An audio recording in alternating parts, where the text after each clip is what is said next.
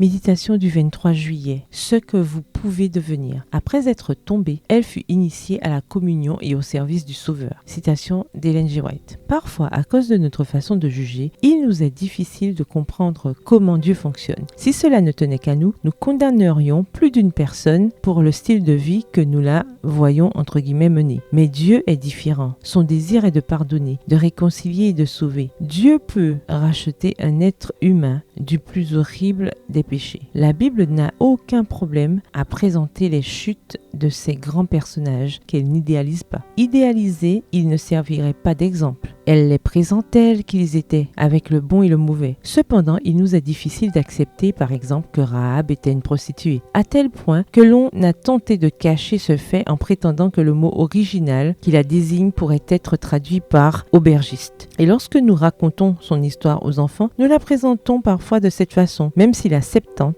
une traduction de l'Ancien Testament en grec réalisée au IIe siècle avant Jésus-Christ, utilise le mot porné, dont est dérivé le mot pornographie. Il est encore difficile pour nous aujourd'hui de comprendre que Dieu se soit servi d'une travailleuse du sexe pour sauver son peuple. Mais ce fut le cas. Nos préjugés ne font qu'accroître notre aveuglement spirituel. Je ne sais pas quelle est votre réalité. Peut-être avez-vous le sentiment d'être tombé si bas qu'il n'y a aucune possibilité de rédemption pour vous. Si par mes paroles j'effleure une blessure profonde, j'ai une bonne nouvelle. Jésus vous aime. Son grand cœur, plein d'une infinie compassion, se soucie de vous. Vous pouvez retrouver votre dignité et au lieu de vous sentir en échec, vous pouvez devenir une conquérante grâce à l'influence édifiante de l'Esprit de Dieu. Citation du livre Daughters of God, Filles de Dieu, au chapitre 12, à la page 142. Loin de vous condamner, Dieu veut vous rendre la dignité d'être appelé sa fille, si vous voulez le recevoir et croire en lui. Tout comme Dieu n'a pas jugé nécessaire de réinventer une histoire pour que le péché d'une prostituée paraisse moins coupable, vous n'avez pas besoin de cacher votre passé ou de vous en réinventer un autre. Ce que vous étiez sans Dieu ne détermine pas ce que vous pouvez devenir avec lui, grâce à l'influence édifiante de son esprit. Le véritable besoin que nous avons est de croire en Jésus, de le recevoir chaque jour et de le laisser agir en nous par sa grâce. C'est précisément cette grâce qui nous purifie du péché, même du plus horrible aux yeux